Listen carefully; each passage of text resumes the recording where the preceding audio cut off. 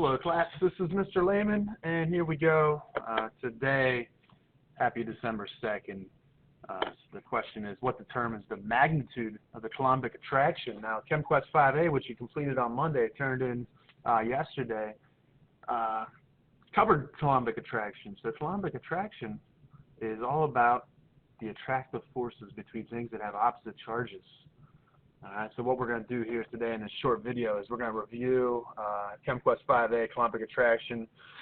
In your notes, top of page 5 is a short section on notes on CQ5A. So we're going to complete that together, and then you'll have the rest of the period today to work on CQ5B, which gets into the trend of atomic size, why some atoms are bigger than other atoms.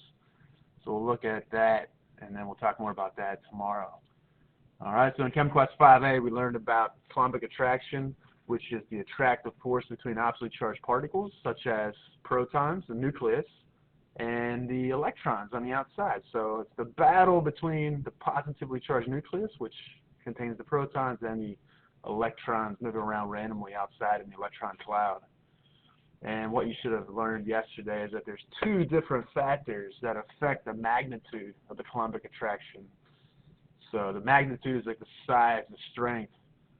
So the two things that affect the strength of this attraction are the size of the charges, and I'll show you what I mean by that on the next slide, and also the distance between the opposite charges. So it's the size of the charge, and also how far those oppositely charged particles are from each other. So here I got some magnets to represent oppositely charged particles, and so let's say left side here, let's say this is a magnet that has a positive 3 charge, and let's say this over here on the right is a magnet that has a negative 3 charge. And then down here we got some smaller magnets, they're weaker, positive 1 charge, and we got a negative 1 charge. And if we measure the distance between the magnets, let's assume they're the same. And so the distance between our oppositely charged magnets is the same, but look, the strength of the magnets is different. So which pair will have a greater Coulombic attraction? The +3, -3 magnets, or the +1, -1 magnets? Well, look, +3. This magnet is 3 times the charge of this magnet, and same for this. So because these magnets are stronger and they have much bigger forces, they are going to pull together with much greater force. All right. So the Coulombic attraction will be greater between these two magnets due to the bigger charges. Distance wasn't a factor here because the magnets started out the same distance apart. So now look, our magnets are about the same size. Let's assume they are perfectly the same size. So let's say this magnet has a +2 charge, this magnet has a +2 charge, and then these are negatively charged magnets that each have a -2 charge. So now which two magnets are going to attract with the greatest force?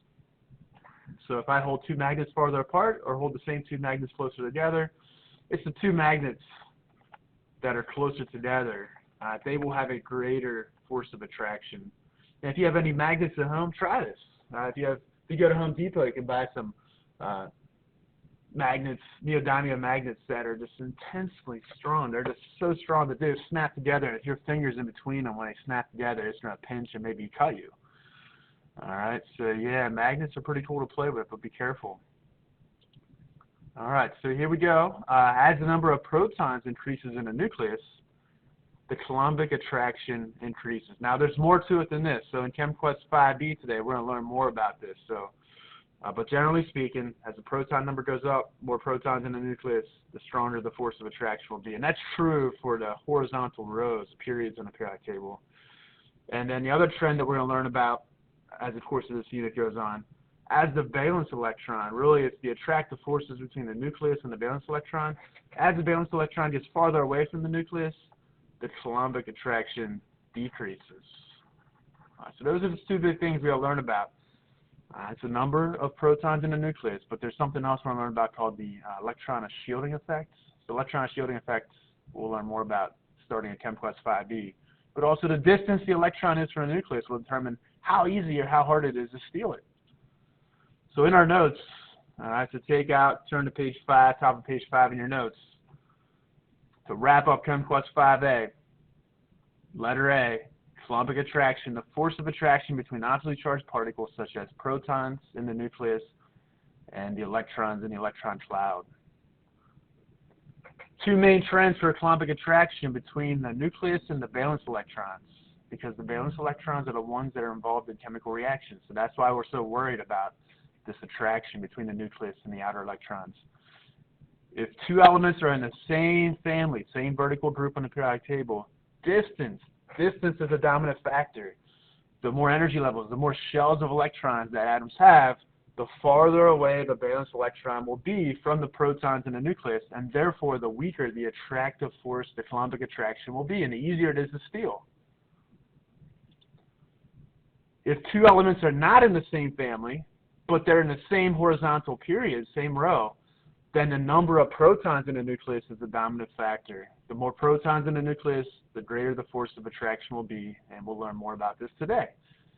All right, so you have the rest of the period today to work on CQ5A, which covers the periodic trend of atomic size. Why, as we go down a period, atoms become bigger, and why, as we go left to right across the periodic table, atoms get smaller. This should be submitted in Canvas by the start of tomorrow's class. And that is it, everybody. Quick 6-minute video. I hope you have a great day, and I look forward to talking to you tomorrow.